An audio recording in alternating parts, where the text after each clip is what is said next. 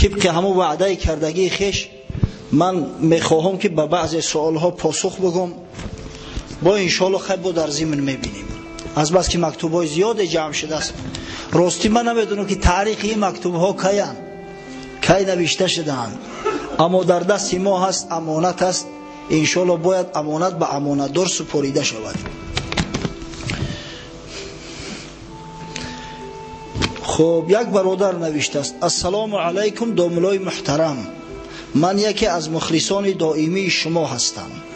الحمدلله که ما اهل مسجد از زبان شما بسیار مسئله های حتی مرکب اسلام را شنیدیم و تعلیم گرفتیم، اما متاسفانه داملای محترم اکثریت جوانان فرض واجب و سنت های طهارت، غسل، نماز را نمیدانند.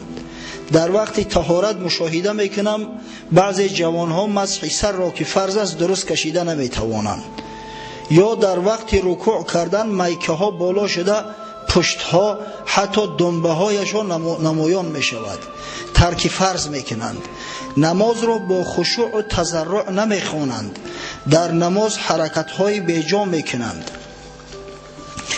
قومه و جلسه را بجا نمی آورند. حضرت داملا از شما احترامانه خواهش داشتم که همین مسئله ها را به ما مردم عوام میفهماندید. التماس مسئله های ضروری است، رد نکنید. خداوند تیغ زبان شما را برا بگرداند. از قلمش معلوم است که خیلی دانشمند است. چه عوام میگونه که بسیار شخصی ورزیده هم هست. راستی که در موضوع طهارت، در موضوع غسل صحبت ها زیاد کرده ایم، هم دهانی شفاهی هم عملا برای برادرای مسلمان تعلیم داده ایم. انشالله این گمان میکنم موضوع طهارت اشکال ندارد. از همون شخصی که بار اول طهارت کردن و نماز خواندن برامون تعلیم داده است، اگر ما سوال کنیم برامون میفهمونند.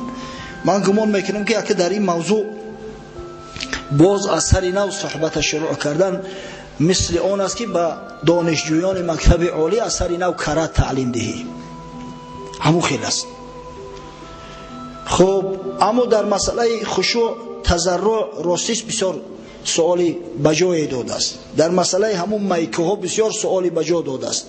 اما ما در مسئله پوشیدن لباس های تنگ 1 ساعت صحبت داشتیم با شما. انشالله اگر همون فیته ها را دسترس کنه، همون دیسکارا در همونجا بسیار مفصل خشرو حکم نمازشون هم نوشته شده است، حکم پوشیده شدن همون لباس ها هم نوشته شده است. این موضوع را گفتیم. موضوع خشوع تضرع در نماز یکی از موضوعهای بسیار بسیار مهم است. راستی که در نقشه ما بود که بعدی گفتن حکم نماز، حکم تاریک الصلات، حکم جماعت، حکم تاریک الجماعه، در موضوع تضرع، خشوع، شکست نفسی، بندوار نماز ادا نمودن با شما یک صحبت داشته باشیم.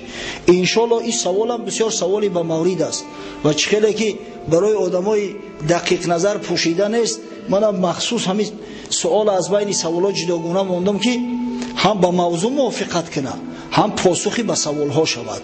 با یک تیر انشالله 2 نشان میزنیم.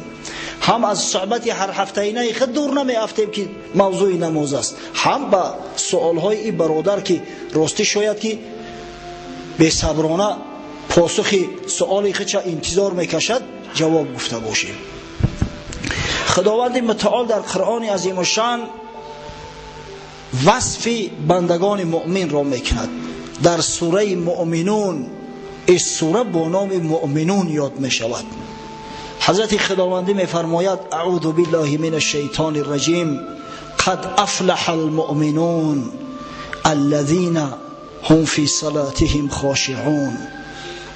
به تحقیق به شک تردید رستگار شدن مؤمنان. افلح ای فاز ای بلغ المطلوب، یعنی که به مرادش رسید، غالب آمد به مراد انتهاییش، مقصد غرض انتهاییش که وارد شدن به جنت المأوا است، رسیدن به رحمت و راحت و بخشش خدا است. این مرد رسید، مؤمنا رسیدن و خدای تعالی مؤمنا را وصف میکند. الذين هم في صلاتهم خاشعون. مؤمنان کسانی هستند که در نماز خیش خشوع کنندگانند بعد یک 15-20 صفت دیگری مؤمنان از یک لو به ترتیب می آید، اما آن از موضوع صحبت ما خارج است. ببینه اول چیزی که از مؤمنان خداوند متعال در ضمن این سوره بزرگ بیان کرده است، مؤمنان کسانی می باشند که در نماز خیش خشوع کنندگانند، خاشع هستند. خاشعون ای خائفون. خشوع چی معنی دارد؟ یعنی ترس، هراس، بیچارگی، شکستگی. پس مؤمن حقیقی کسی را میگن که وقتی که در نماز ایستاد داند که در حضور کی می ایستد، با کی مناجات میکند، مورد نظر مورد مناجات او چی ذات بزرگ است.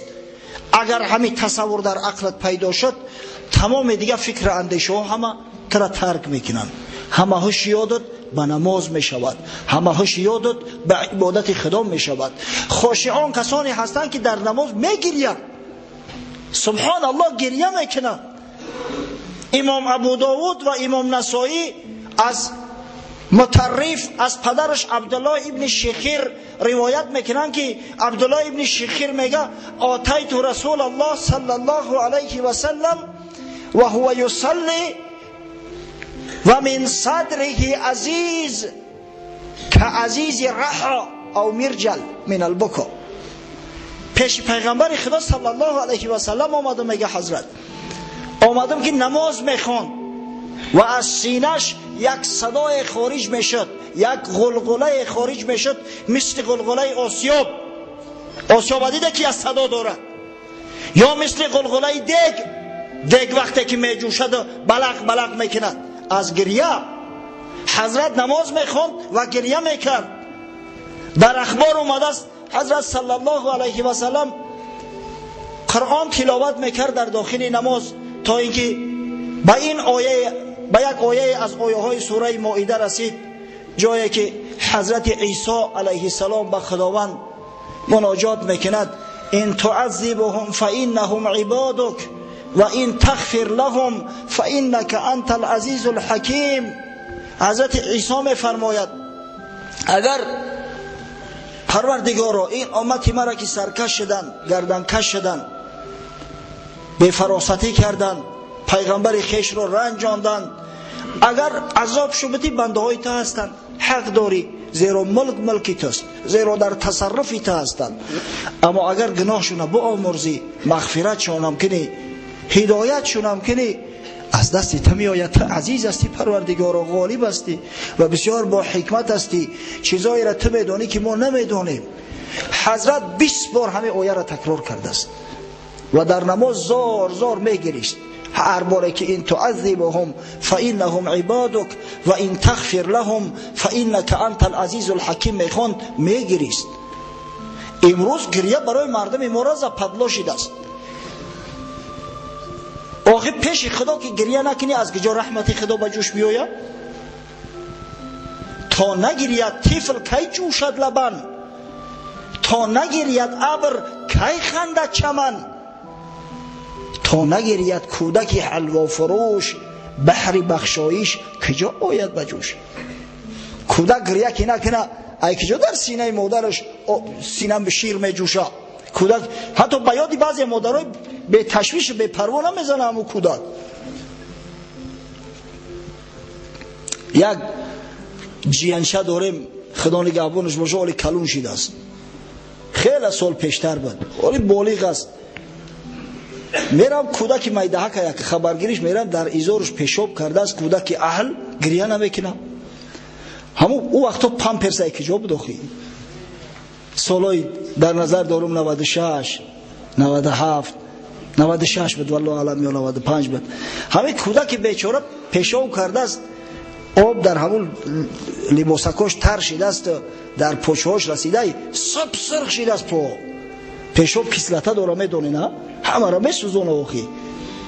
کودک اهل که گریه نمیکنه، جوانمرگ مادرش یا بار نمیاد خبرش بگیره که همین کودک چه حال داره. اگر کودک گریانچک باشه و داد فیقانش برویه 5 دقیقه پس مجبوره بیا خبرش بگیره. تا نگیریه طفل کی جوشد لبن، طفل که گریه نکنه ای که جا در سینه مادرش شیر به جوش می آید. تا نگیرید ابر کی خندد چمن. باران که نباره از کجا سبزه می دمد، از کجا زراعت می شود. تا نگیرید کودک حلوا فروش بحر بخشایش کجا آید بجوش. بعضی جوگیای حیله‌گر را ببینه کودک همه پوچن، کودک گریه کنده دلی مردم بسوزه یگان سون بتن.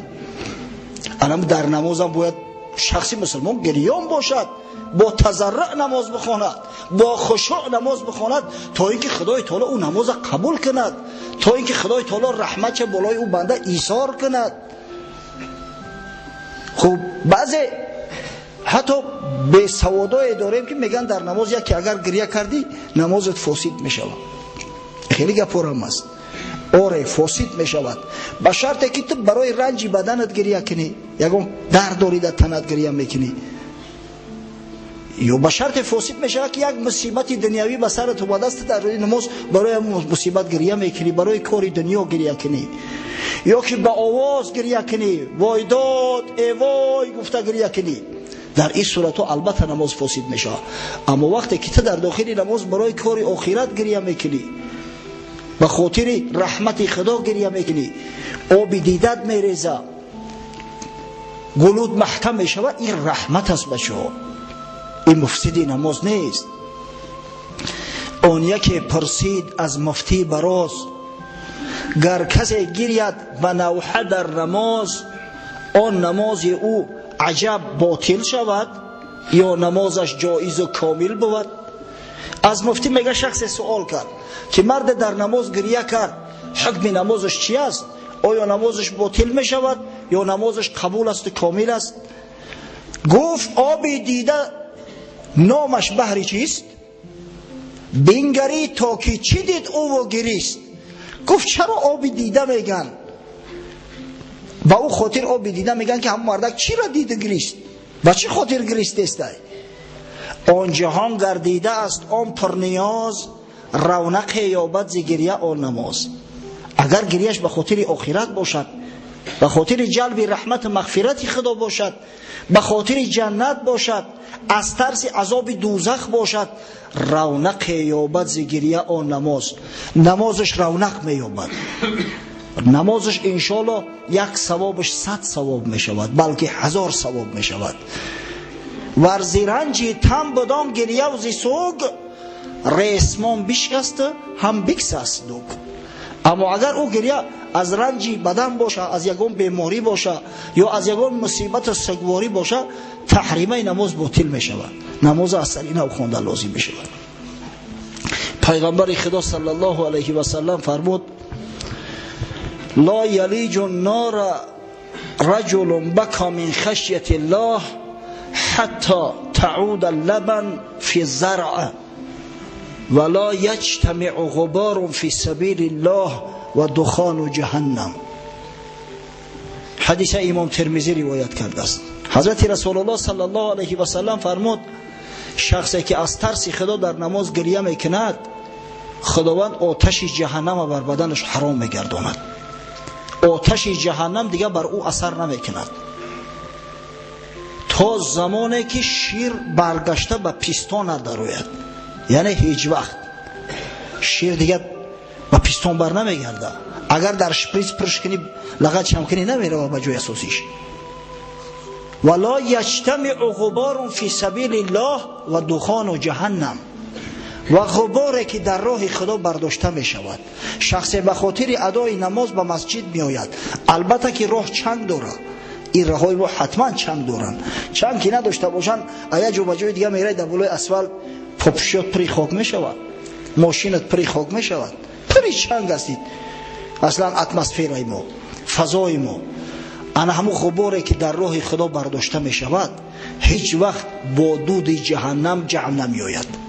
یعنی خداوند او شخصایی را که به خاطر خدا، به خاطر عبادت خدا از جای به جای حرکت میکنن، ذره چنگ خاک از زیر قدمشو میخیزد، از آتش جهنم دور نگه میدارد، با دود جهنم آمیختشو نمیکند. انا ای است نماز خاشع برادران، نماز خشوع کننده. نماز باید با خشوع باشد، باید با تضرع باشد، باید با آب دیده باشد. روایت میکنن سری سقطی قدس الله سره. سری سقطی استاد جنید بغدادی است. شاید سری را کمتر مردم شناسند، اما جنید بغدادی را همه میدونند. سید طایفه است، یکی از عارفای بسیار بلند پروازی ما، هم استادش است هم تقویش. سری سقطی روایت میکند که یک کنیز از بازار خرید، زمانایی که غلامداری و کنیز فروشی بود. کنیز گرفت آورد، به حد زیاد گریه میکرد، ناله و فغان میکرد. یک روز شبانه سری از جاش برخاسته بود، اومد که کنیز در همون حجرش گریه کنان دعا کرده است به درگاه خدا: پروردگارا، به خاطر همون محبتی که به من داری از گناهام محفوظم دار و به دیدار خویش برسانم و نمازهام به درگاهت قبول گردان. سری سقطی عالم شریعت است. از این خاطر بانگ زد به سری او کنیز که کنیزک، تو دیوانه ای، تو چی؟ غلط نگو، تو بگو به خاطر محبتی که من به تو دارم. تو از کجا بدونی که خداوند به تو محبت داره که میگوی به خاطر محبتی که بر من داری؟ گپ برعکس نگو. گفت ای خواجه، اگر این خدای بزرگ که بر من محبت نمی داشت، نیم شب از خواب بیدار میکردم، میخواستم نماز تهجد میخوندم. عقلی تو در کجا است؟ اینا تو مست خواب هستی؟ شیخ طایفه من خواستم در نمازم. همین نشانه محبت پروردگار نیست؟ این همین نشانه محبتش است که ما را قایم داشته است. تو در خواب غفلت هستی. واقعا اگر خدا کسی که دوست نداره هدایتش میکنه، از ضلالت و گمراهی نجاتش میبخشه؟ هرگز نه. چون در این دل برق مهر دوست جست، اندران دل دوستی میدان که هست. خدا را دوست میداری؟ پیغمبر را دوست میداری؟ بفهم که خدای تعالی به تو نظر عنایت داره. خداوند تو را دوستت میداره. اگر دوستت نمیداشت، محبت خودت در قلبت نمیانداخت. در دل تو مهر حق چون شد تا، حق هست حق را بیگمان مهر تو. هیچ بانگ کف زدن ناید بدر، از یکی دستی تو به دستی دیگر یک دست صدا نداره. برای آن که قرصک شود دو دست لازمه. محبت یک طرفه نمی شود. برای آن که محبت باشد دو طرف لازم است.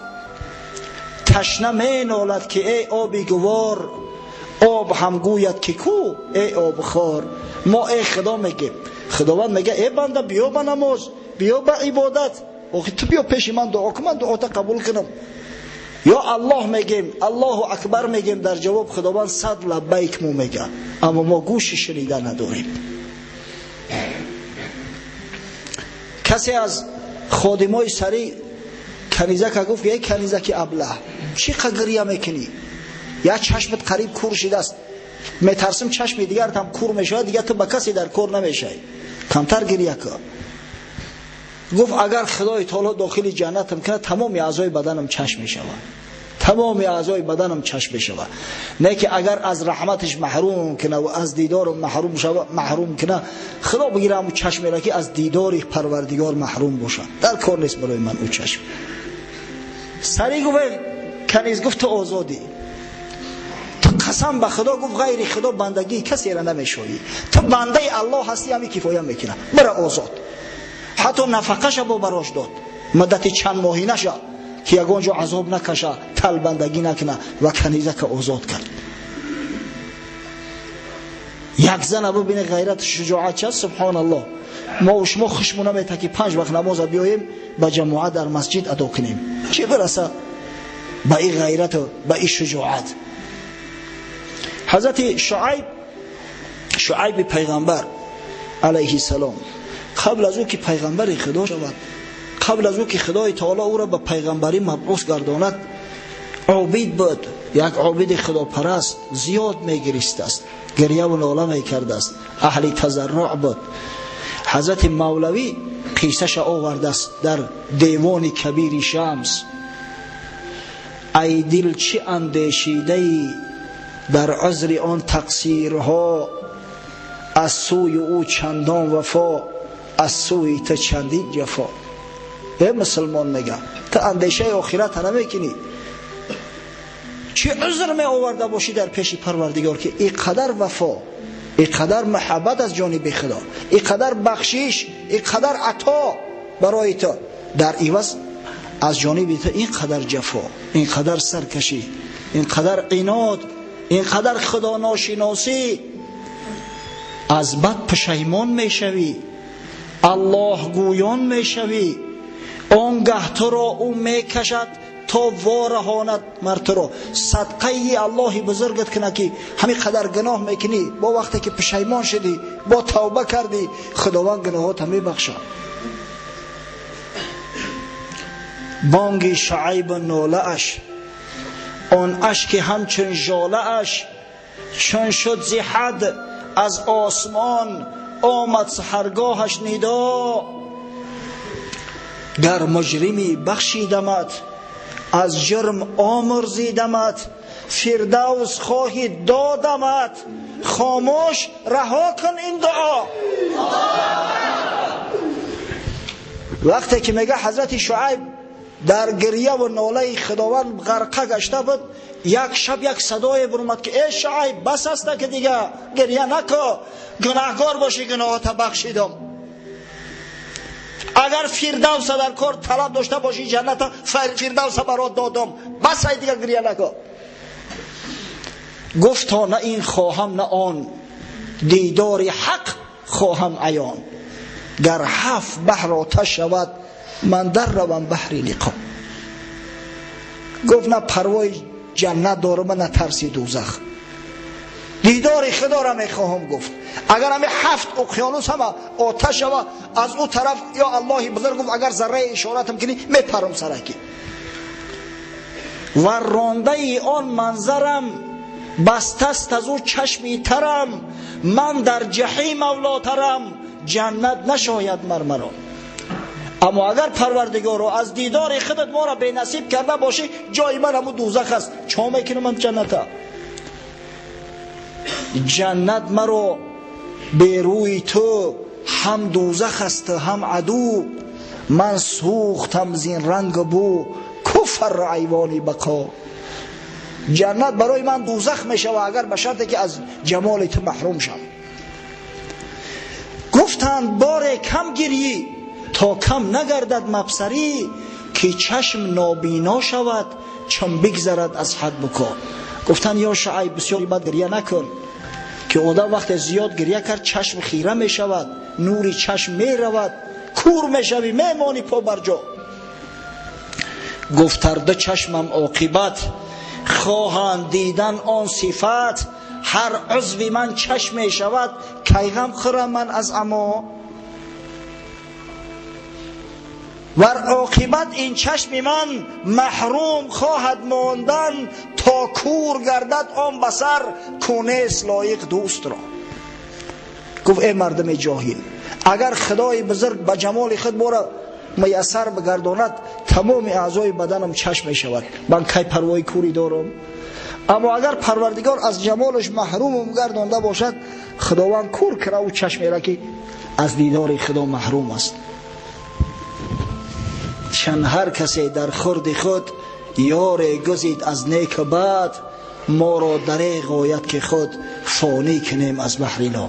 حضرت مولوی میگه هر کس در خورد خود، با قوت خود، با امکانیت خود برای خود یک دوست انتخاب میکند، یک یار انتخاب میکند، هر جنس با جنسی خودش پرواز میکند. من دریغ میدارم خودم که از برای لا گفت فانی کنم، یعنی دوست من خدا را میگیرم، خدای لایزاله، خدایی را که فنا نداره، خدای جاویدانی را، خدای غنی و بزرگه که کرای دوستگیری خداوند متعال است. پس نماز باید با خشوع باشد. افسوس صد افسوس که امروز واقعا نمازخوان زیاد داریم اما خاشع کم است، اهل خشوع بسیار کم است. یکی از نشانه های وقوع قیامت نیست نابود شدن خاشعین است، ذاکرین، ساجدین، کسایی که خشوع دارن. یک وقت ما کودک بودیم، یادم هست در پیش بعضی موسفیدان نام محمد صلی الله علیه و سلم می گرفتن، زور زور گریه میکردن. قسم به خدا من یاد دارم.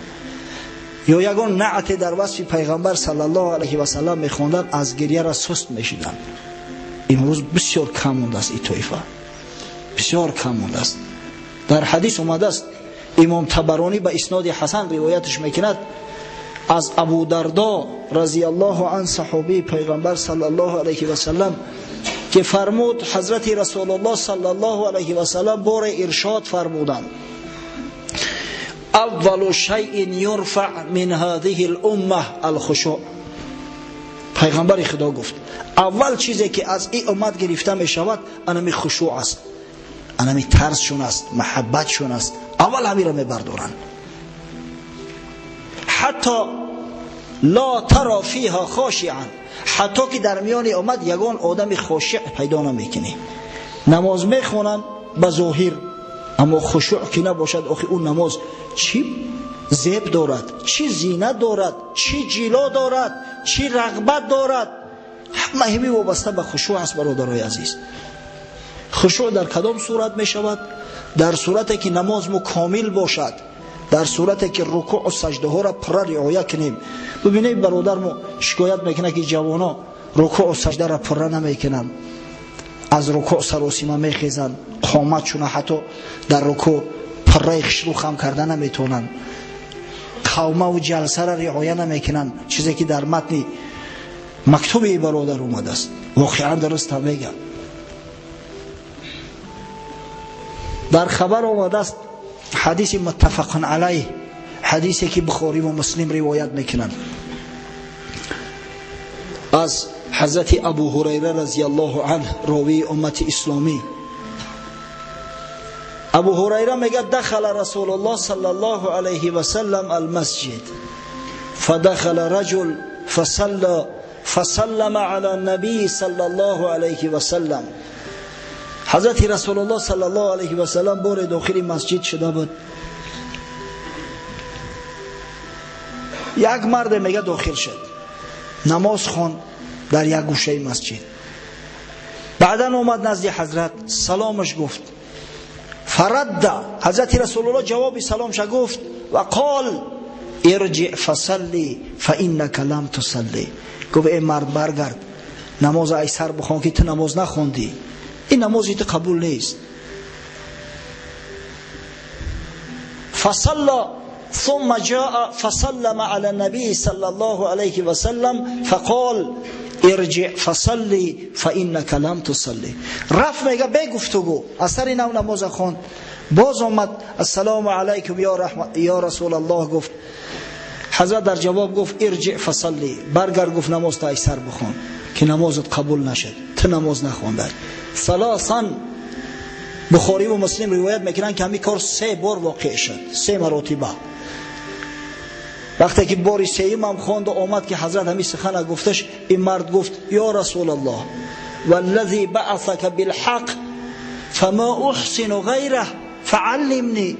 ای حبیبی خدا گفت قسم به همون خدایی که تو به حق به پیغمبری برگزیده است، از این بهتر من خواندن نمیتونم، همه کم دونم، تعلیمم بته نباشه که چی خیلی بخونم. حضرت صلی الله علیه و سلم در پهلوش قایمش کرد، رو به سوی قبله تأکیدش کرد اذا قمت الى الصلاه فکبر. گو وقتی که به نماز قایم شدی اول تکبیر گوی، تکبیر تحریمه، الله اکبر. ثم اقرأ ما تیسر معك من القرآن. بعدا گفت از قرآن هر چی که میدونی، هر سوره میدونی قرائت کن در داخل نمازت. ثم ارکع حتی تطمئن راکعا. بعدا رکوع کن گفت تا زمانی که تمام اعضای بدنت آرام بگیره در رکوع. این رکوع سراسیمه نمیشه. حتی تطمئن راکعا، آرام بگیری در رکوع. ثم ارفع حتی تعتدل قائما. بعد سرت از رکوع بردار، سمع الله لمن حمیده، تا اینکه قائم در حالت قیام تمام اعضای بدنت آرام بگیرد. همه حالت قومه میگویند، همه حالت بعد رکوع خستن سمع الله لمن حمیده، همه حالت قومه میگن برادرای عزیز. قوم باید رعایت شود. این از تعدیل ارکان است. نزد امام اعظم ابو حنیفه و امام محمد قوم سنت است، سنت مؤکده پیغمبر است. نزد امام ابو یوسف قوم فرض است به دلیل این حدیث. حتی امام ابو یوسف میگه کسی قوم نمیکند نمازش درست نیست. اکثر ما نمیکنیم. سمی الله لمن حمیده قومت درست نکرده خودمون نمیدونم مثل یک زاغواری در زمین میشپیم. ببین پیغمبر چیش گفته است یا عربی را حتی تعتدل قائما، برای آن که همون قومت درست پره شود بعضی دعاهای معصوره هست همونا را به زبان تو تلفظ کنه انشاءالله تا زمان او را تلفظ میگیره قومه هم واقع میشود.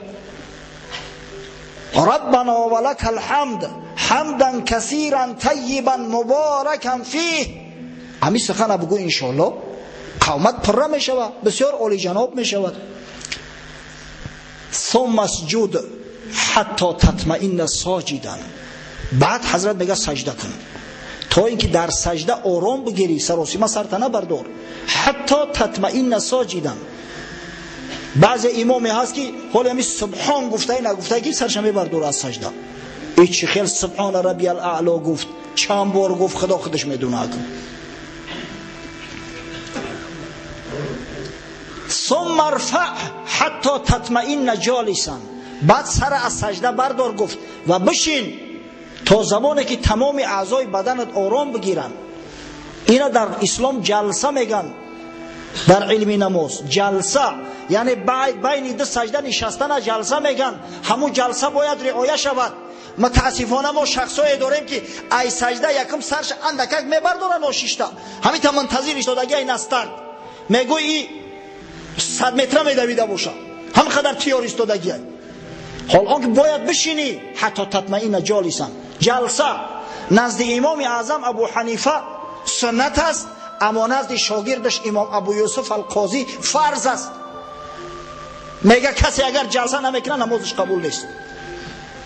دلیلش همین حدیث پیغمبر که یک مرد 3 بار گردوند که ارجع فصلی فانک لم تصلی، برگرد گفت از سر نماز بخون که تو نماز نخونده نمازت قبول نیست.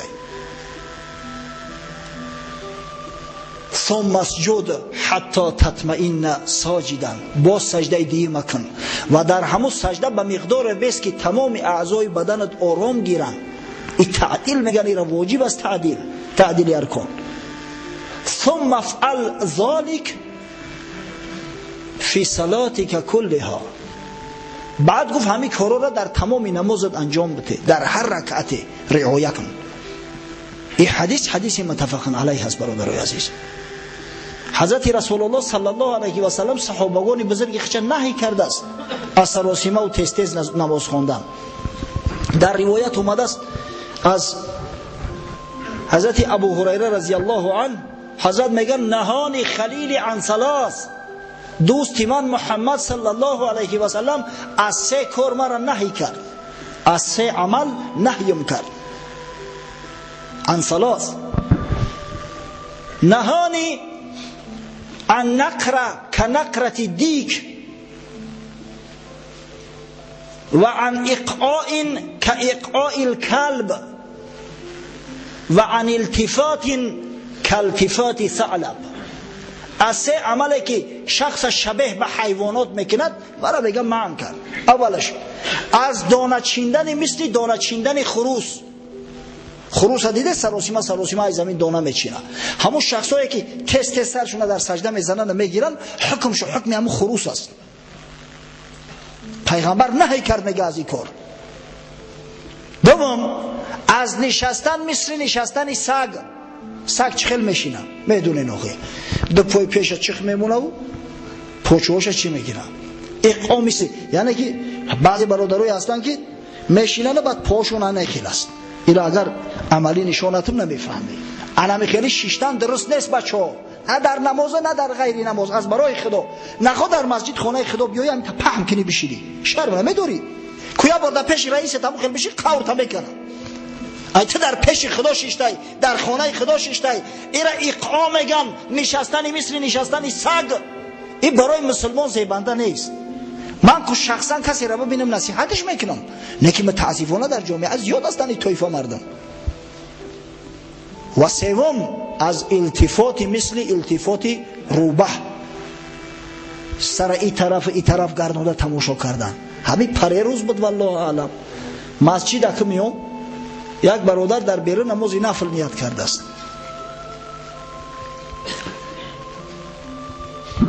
نیت کرد الله اکبر، دستوش در زیر سینه‌اش بست و روش سینی من کرد، دیگه هم کرد. روزی گفتم اگر چشم ایسه نکنم با سلام هم میتد در دوری همین نماز. آخر وقتی که تا اقتدا کردی و نیت کردی توجهت به سوی پروردگار شد، برای تو درست نیست دیگه این طرف و طرف نگاه کردن.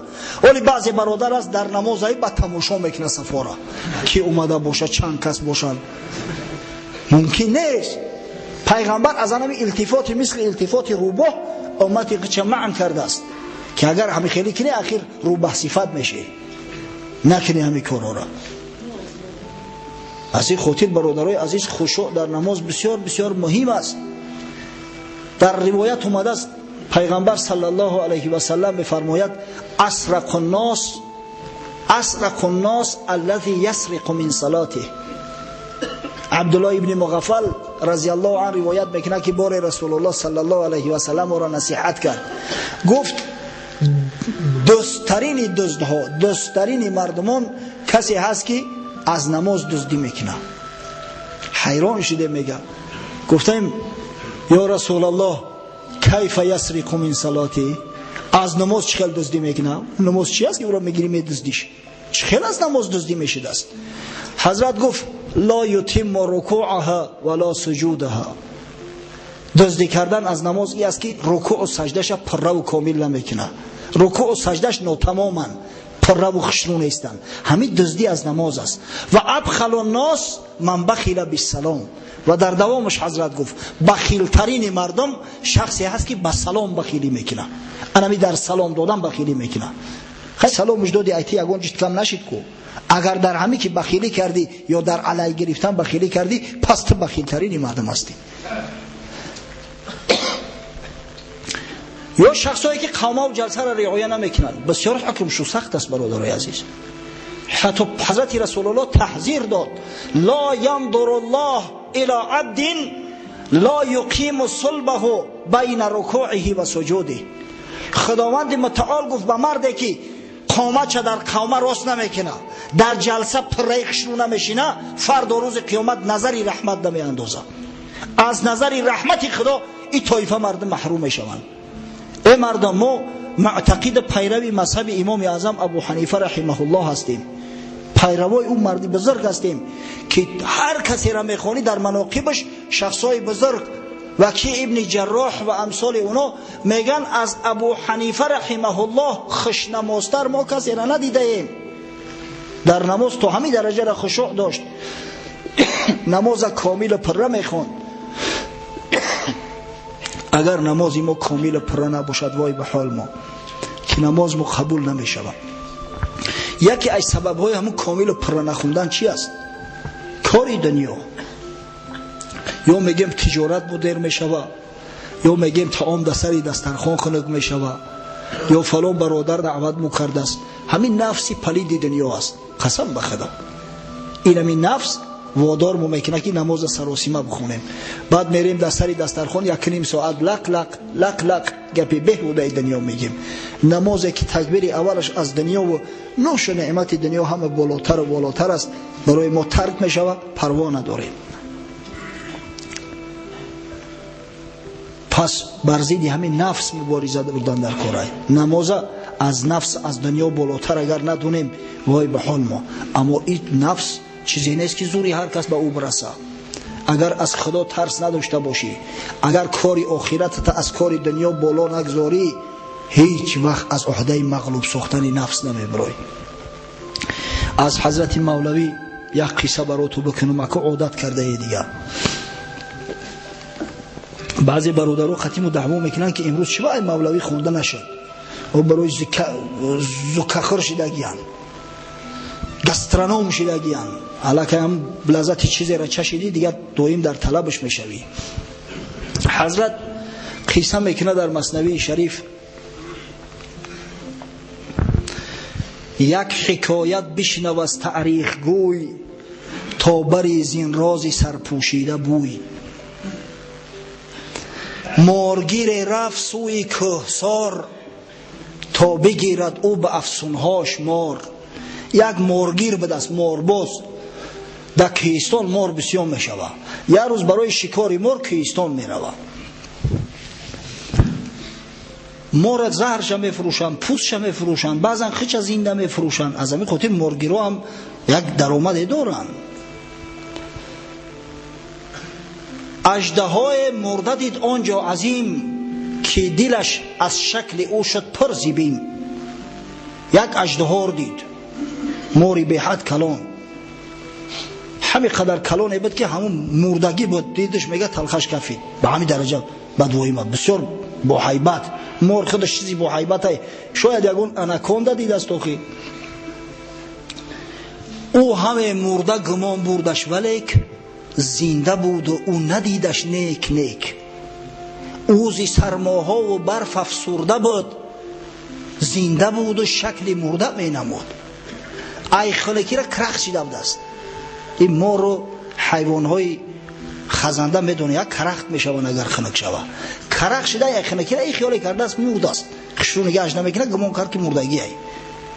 مارگیر آن اژدها را برگرفت، سوی بغداد آمد از بحر شگفت. گرفت در یک خلطه کلان بارش کرده، در عربه بستش کشید آوردش به شهر بغداد. برای تماشا اگاه مردم در حیرت میمونن. جمع آمد 100,000 ژاژخا، حلقه کرده پشتی پا بر پشتی پا. همه آدم بیکار خوجا بسیار ای اوازه شد. یک وقت 100,000 آدم میگه تماشا اومدن. میگن مارگیر اژدها آورده است، بالعجب نیکو شکار کرده است. بچه گفتن یک مارگیر اژدهایی بسیار بدوای ما آورده است، خوب ببینیمش چه خیلی. اژدها که زمهریر افسرده بود، زیر 100 گونه پلاس و پرده بود. در بلاش لطفته بسیار پرت افته است که یکی بعد نشانش بتم ای مردم پول جمع کنم گفته کم. آفتاب گرم سیرش گرم کرد، رفت از اعضای او اخلاطی سرد. آفتاب که تافتش آفتابی بغداد، آسته آسته کرختش از بدنش دور شد. مرده بود و زنده شد او از شگفت. اژدها برخیش جنبیدن گرفت. اگر 8-10 متر باشه تلخت میکپ آخی. یا وقت همون چیزی مردگی در حرکت در اومد. خلق را از جنبش آن مردمار، گشتشان آن یک تحیر 100,000. دیگه مردم در دهشت زدن. بس خلایق در هزیمت بس خلایق کشته شد. از فتاده کشتگان 100 پشته شد. دیگه داد فیغان شد. این خونه سوخته زنده به دست گفته. مردم همدیگر را در ازدحام زیر پا کردن. چنان ازدحام میشید که دیگر بیچاره آدمای غلطیدگی را دیگر رو لغت کردن. اگر هم یک فتنه شوه تو میدونه که چیکار میشوه. دیگه سری راه مردم گرفتن نمیشوه. صدها آدم میگه در زیر پای مردم کشته شد. مارگیر از ترس بر جا خوش گشت که چی آورده من از صحرا و دشت. گفت خاک در سرت، ایچی بلا بت آوردی، ایچی کاری بت کردی. اژدها یک لقمه کردان گاج را، سهل باشد خانخواری حجاج را. در پیش 6 ساعت دیگه شوخ شده که اول چیزی که در پیش چشمش غلطید هم مارگیر بود. این چند ماه طعام نخورده است آخی در حالتی کرختی. همین اول همین را گرفت قرد کرد. مورای کلون در میکشن کو. خیش را بر استون پیچیده بست، استخوان خورده را در هم شکست. بعد به عادت مورا خچه در یک ستنی غوث پیچون همین یک کشیدش تمام استخوانای بدن در شکم مور همه خورد و میده شد. ببینی یک فتنه اکو مور بسیار نمیخوره، همه یک آدم خورد سیر میکنه، یک هفته دیگه شاید بگرده. اما یک فتنه ببینه که سبب کشته شدن هزارها آدم شد. هزارها آدم زیر پا موندن، زیر قدم موندن. برای چی؟ برای احمقی یک بفراست که ماری زنده را مرده گمان کرده و برای یک تماشای به معنی گرفته است آورده است. برادرای عزیز از فتنه احتیاط کنید. از فتنه احتیاط کنید که فتنه بسیار وزنین است، فتنه بسیار گران است. افسوس و صد افسوس همین ما هم که آدم مشیری خواب خورده ایم دوست می‌داریم هر خیل سنساتسیا را، گپای بیهوده را، گپای بی معنی را. اولش که هر سخن قبول نکنه، باور نکنه. دومش که فندی هر کس نخره. امروز در جامعه دشمنای هست، شخصایی هست که آرامی را نمیخواهند، انمی تنجی را نمیخواهند. از برای خدا این نعمت آزادی، نعمت آرامی و نعمت تنجی نعمتی هست، این را به مال مهنت دنیا خریده نمیشود. شما میدونید این بسیار نعمتی بزرگ است که آرام کجای بخواهی بروی، هر چیزی میخواهی بخری، چی نوعی میخواهی زندگی کنی، بخواهی مسجد برا، بخواهی بازار برا. این نعمت است، بسیار نعمتی بزرگ است. شما را به خدا قسم، مخصوصا جوانان بسیار احتیاطکار باشید. در همین جاده بسیار احتیاطکار باشید که با مبادا فند و فریب کسی را بخرید. ما شکر میکردیم که الحمدلله در سرزمین ما همین بعضی عملهای ناشایسته که متاسفانه دشمنای اسلام با نام اسلام از نام مسلمان ها انجام میتن نیست، نبود، مثل ترکیش، مثل کفاندن نفس، همه چیز الحمدلله در ما نبود. اما ببینه که امروز کوشش کرده زیان که همین را در سرزمین ما هم جاری کنن. این چی اسلام است که آدم در میانش دینامیت ببنده و خشب را در پیش مسلمان ها بتر کنه؟ از برای خدا کجایی را اسلام میگن؟ یک ذره اندیشه کنی برادر عزیز، پیش از او که به کار میروی مردا از احوال فرزنداتو با خبر باشه که انمو مثل انمو مار برین دشمن افسون داره، حیله داره، با سخنای نرم گرم، با سخن از اسلام و نمیدونم از افتخارات اسلامی بچه هایش گرم کرده و در دام خود نغلطونه. باور کنه این استقلالیت، این آزادی که ما و شما داریم بسیار نعمتی بزرگ است. احوالی برادرای افغان ببینید، 30 سال شد هیچ آرام نمیشوند، هیچ تین نمیشوند. حال زار عراق ببینید، در طرز حراس باشه که بازار میرم که یکی یگان کس خچه بکفونه. از برای خدا همین اسلام است؟ مسلمان نخو خچه بیاره در پیش مسلمان ها بکفونه؟ کجای اسلام است؟ مرکزی اسلامی جمهوری تاجیکستان راستی یک مراجعتنامه نوشته است. مراجعتنامه در مسجد در نمازهای 5 وقته، در نمازهای وقتی خوانده شده است. همه مسجدهای قزاقستان الحمدلله این خوانده شد. من گمان میکردم که شما هم ایرا در مسجدات خواندن، برای که در تمام مساجد جمهوری باید که همین پخش شود. و واقعا بعضی عملهای شنیع، بعضی عملهایی که دلالت به تروریسم دیگر میکنن از جانب مرکز اسلامی سخت محکوم شده است. اینجا ما امکانیت کلا خواندن ایران نداریم. اما باز براتون میگم برادرای عزیز، کشتن مسلمان بزرگترین جنایت است. کشتن مرد مسلمان اگر تو میدانی که همون مسلمان است بزرگترین جنایت است. خدا را خوش نمیآید. کشتن یک شخص خدای تعالی با کشتن تمام مردم، تمام انسانیت برابر کرده است اگر مسلمان باشه. من قتل نفسا بغیر نفس او فساد فی الارض فکأنما قتل الناس جمیعا. هر کسی میگوید خدای بزرگ یک شخصی را به عذر، به جنایت، به کشتن دیگر کس به قتل میرساند، این گویا که تمام مردم در یک جایگی کشته است. قتال المسلم کفر، در حدیث پیغمبر صلی الله علیه و سلم اومده است کشتن مرد مسلمان کفر است. ما حق نداریم این کارا کنیم. از برای خدا تا کی ما مثل کودک هستیم ما را فند فریب میکنن دشمنای اسلام، کسایی که در خون اسلام تشنه هستند، ما و شما را فند فریب میکنن، در میان ما نمیدونم بمب و گرانت هم میبندن، میبرن در یک جا ما خودمون بهتر کنیم. کسایی این کارا میکنن حرام میمرن، حرام، از رحمت خدا دور. فردا روز قیامت با او کسایی که به سبب ترکاندن یا کشته شدن همه دامنگیر هستند. تا زمانی که او شهید، او شخصی کشته شده گناه قاتل نبخشد، خدا به هیچ وجه نمیبخشد. برای این مسئله بسیار مسئله جدی است برادرای عزیز، بسیار باید احتیاط کنیم. شما کتابای فقهی را ببینید، یک قلعه مسلمانان، مثلا کتاب جهاد است، قلعه از کفار بر ضد مسلمانان جنگ میکند. مسلمانو قلعه را فتح کردن. اگر میگه در میان مردم همو قلعه مسلمان اگر اسیر باشد، مسلمانو حق ندارن که اهل اون قلعه را قتل کنن که یکی خدای نکرده همون مسلمانی اسیر نباشه. این شما میفهمه که حکم انسان، خاصتا او انسان وقتی که مسلمان است، در پیش پروردگار چقدر بلند است.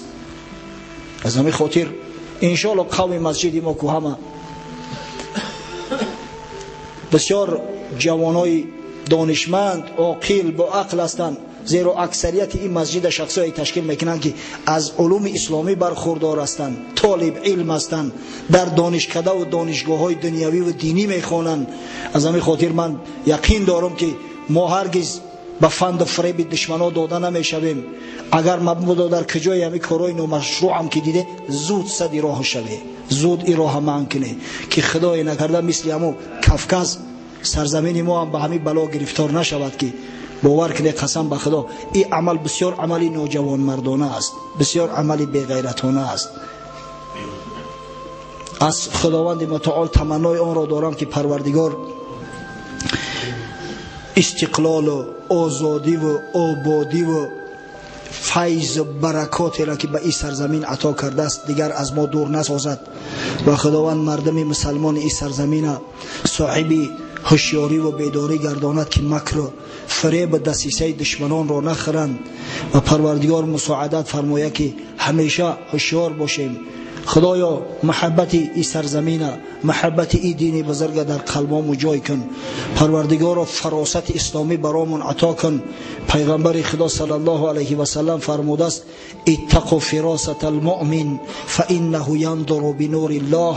از فراست مؤمن اندیشه کنید که مؤمن به نور خدا نظر می اندازد. پس پروردگار حقیقت از باطل برامون آشکار ساز. نگذار که فند فریب دشمنان اسلام اخرین و خداوند و اسلام عزیز در سراسر عالم منتشر و پیروز گردان. اگه باقی مانده قصه مونو میگیم. حضرت مولوی قصه را بیهوده نمیگه، فقط برای حکایت کردن نمیگه. حضرت میفرماید نفستش در هاست او کی مرده است، از غم و بی‌آلتی افسرده است. انمو اژدها نفسی تای، او مردگی نیست. تو خیال نکن که نفس ما کشتم، یک ماه روزه گرفتم نفس ما کشتم. نه، او از غم و بی‌آلتی، از همون امکانیت نداشتن، مثل که مار کرخت میشود، کرخت شدگی است. کرمک است آن اژدها از دست فقر، اژدر گردد ز جاه و مال و سقر. حالی رنگی کرمک است برای که فقیری، انا صاحب مال و ثروت شدی، صاحب وظیفه و منصب شدی، او خانه سوخته اژدها میشود، انا بس شروع میکنه کورا. بله بسیار کسایی را دیدم که در وقت فقیریشون نمازخوان بدن، خدا ترس بدن، نسبت مردم مهربان بدن، اما وقتی که صاحب وظیفه و منصب شدن خودشون گم کردن، خدا را فراموش کردن. نماز چی؟ جبر و ظلم دولای مردم را میبینن. زیاد دیدین. ببینه کرمک از آن اژدها از دست فقر، اژدر گردد ز جاه و مال و سقر. تو طمع داری که او را بی جفا بسته داری در وقار و در وفا. تو طمع داری و باور داری که به یگان مشکلی این نفس میگیرم میبندم، مثل که مارگیر ما را بسته بود. هر خسی را این تمنا کی رسد، موسی باید که اژدرها کشد. به هر خور خس این تمنا نمیرسه. برای این اژدها را کشتن موسی در کار، شخص بنده خدا در کار، اولیای خدا، دوست خدا، یا کسی که محبت به خدا در وجودش آنچنان مستولی است که دنیا را پشت پا میزنه، به هر کس میسر نمیگردد. در سری دسترخوان شیشته که آواز اذان شنیدی، این نفس میموند. ای بچه اینو آش افغانی بدست بزن، آش هر روزی تری آش میسر میشود. بعد خیلی نماز خدمت در اینجا جماعت میکنیم میخونیم. همین خیل نیست؟ همین که شد بفهمم او اژدها در کار درآمد. اناکوندا حرکت کرده است، اشته در سرت بگی. برای او را افسرده کردن، برای او را رام کردن، مرد بدن در کار، جوان مرد. با شیر مردیت سبگ ابلیس سید کرد، ای به هنر بمیر که از گربه کمتری. راستی که موضوع خشوع یک کمی دیگر شما انشاءالله خیلی هفته دیگر هم هفته سوال و جواب قرار میتیم. من برای همین سوال جواب نمیکردم هم سالیانی دراز. یک سوالم یک ساعت میره و با تموم نمیشه. همین قدر کوشش میکنم که سوال را کوتاه‌تر جواب بدم، نه افسوس که نمیشه. هست پرینتر هست تایر، میدونی نه؟ ما سپرینتر نیستیم، ما تایریم. این سپرینترش هم 100 متر میدوه، تایرش بعد هم ماراتون میدوه و 1.5 کیلومتر و دیگر. نه که انشالله خیلی کوشش میکنیم هفته های آینده که کوتاه‌ترش بگیریم. افسوس صد افسوس که به هم یک جمله و دو جمله جواب گفتن بر خود مناسب نمیدونم، زیرا که انسان قانع نمیشوه. ولی در تلفن هم کار با هم خیلی است. زنگ میزنم بعد بعضی برادر هم میفهمونی نمیفهمی که با کی گپ زده است. یک جاهل ابله هست. یک برادر دیروز زنگ زده است، داملو میگه 4 کتاب خونده استم. صاحب کتاب گفته است که شرح این هر سه نوع را گویم، زان که چوگان شرع را گویم. ما همه دور گرفته استیم فهمونده استیم که برادر چوگانش کلیوشکا میشه برای آدمایی که تاجیکی را نمیفهمن. چوگان کلیوشکا ایتا منتظر اینه که بیست بفهم. آخه معنای لغویش فهمونده است ولی معنای شرعیش خفا میآید. عجب گپای میزنی داملو، کلیوشکا در اینجا چی دخل داره در فقه؟ من که گفتم گپای درست میگم، نه که تو عجب ابلهی هستی، صبر طاقت نداری. آخه رو درگور کلیوشکا که نباشه تو پچ خیل به هدف میرسونی. مقصد که تو صبر که میگه به عقل تو صبر که مثل که با کلیوشکا همون توپ به هدف میرسونن، ما هم میگه با واسطه انمی اثرم تو را به هدف میرسونم، شرحت میتون برات. ربنا افتح بيننا وبين قومنا بالحق وأنت خير الفاتحين برحمتك يا رب.